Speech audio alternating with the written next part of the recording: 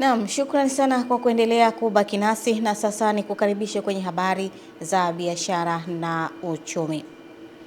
Kushuka kwa bei ya tumbaku na pamba wilayani Serengeti mkoani Mara kunatajwa kusababisha halmashauri hiyo kushuka kwa makusanyo yake ya mapato hadi kufikia asilimia 86 katika mwaka wa fedha uliopita. Tupate taarifa zaidi kutoka kwake Musa Makali. Halmashauri ya wilaya Serengeti ni miongoni mwa halmashauri hapa mkoani Mara ambazo zimekuwa zikifanya vizuri katika ukusanyaji wa mapato, lakini hadi mwaka wa fedha unakamilika, halmashauri hii ilikuwa imefanikiwa kukusanya asilimia 86 pekee. Lakini mpaka sasa hivi makusanyo tumekusanya kama shilingi bilioni 6.290 ambayo ni sawa na asilimia kama 86.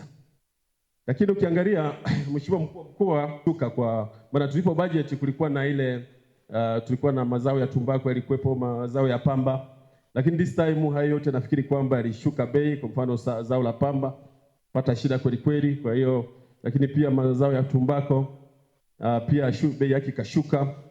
Lakini pia ukiangalia pia kulikuwa na hali ya mvua katika kipindi cha mwezi wa 3 ule. Awali akizungumza katika kikao hicho, mkuu wa wilaya Serengeti Bi Angela Marco amesema wilaya hiyo ni miongoni mwa wilaya zinazonufaika na utalii, na hivyo ni mkakati ambao wanauweka wa kuhakikisha inaendelea kuwa safi. Mheshimiwa Mkuu wa Mkoa sasa hivi ametoa maelekezo, anahitaji wilaya yetu iwe safi, ni wilaya ya utalii. Kwa hiyo naomba kila mtu awe balozi. Kisha mkuu wa mkoa wa Mara Kanali Evans Mtambi anaitaka halmashauri hii kubuni vyanzo vya mapato vipya na kuachana ukusanyaji wa vyanzo vya mapato vya kizamani. Mie vizuri tuhakikishe mapato hayapotei, lakini na vyanzo vipya na vyenyewe tubuni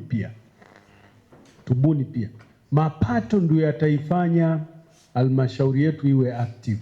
Kutoka mkoani Mara, jina langu ni Musa Makali. Halmashauri ya wilaya ya Busega imepongezwa kwa kufanikiwa kuvuka lengo la makusanyo ya mapato ya ndani baada ya kukusanya zaidi ya shilingi bilioni 3.6 sawa na asilimia 115 ya lengo walilojiwekea kwa mwaka wa fedha 2025-2026, huku mafanikio hayo ikielezwa ni matokeo ya ushirikiano mzuri baina ya viongozi na watumishi, kuimarishwa kwa mifumo ya usimamizi wa mapato na matumizi sahihi katika fedha za umma. Tupate taarifa zaidi.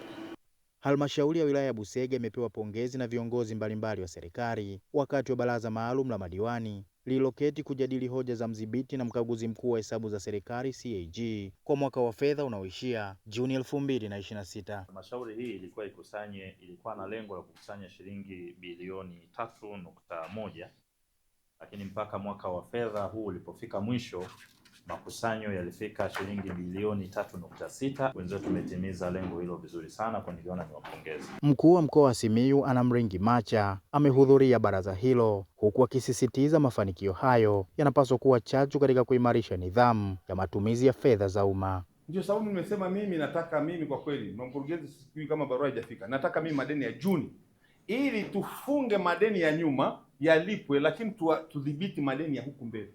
Na namna ya kuondoa haya madeni kwanza ni kudhibiti, kucut off, kwamba kuanzia hapa kuja mbele huku hapana. Katika hatua nyingine, halmashauri ya wilaya ya Busega imepata hati ya kuridhisha kwenye ukaguzi wa CAG. Na hii nitoe pongezi kubwa kwa management na watumishi wote wa halmashauri pamoja na waheshimiwa madiwani. Ukaguzi ni kama sisi tunatumwa na wenye mali ambao ni wananchi, kwamba hebu kaniangalizie, mwende mkatuangalizie mali zetu kama zinasimamiwa vizuri.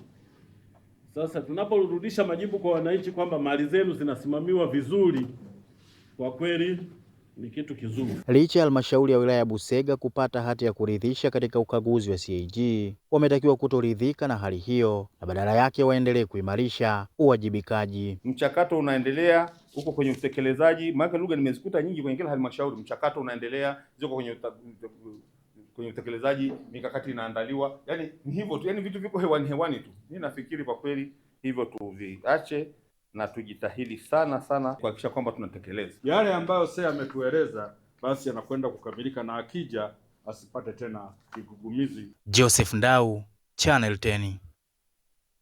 Joseph Ndau kwa taarifa hiyo, na tumehitimisha kwa upande wa habari za biashara na uchumi. Esther Mtebe atakuwa hapa kukujuza kwa upande wa michezo na burudani.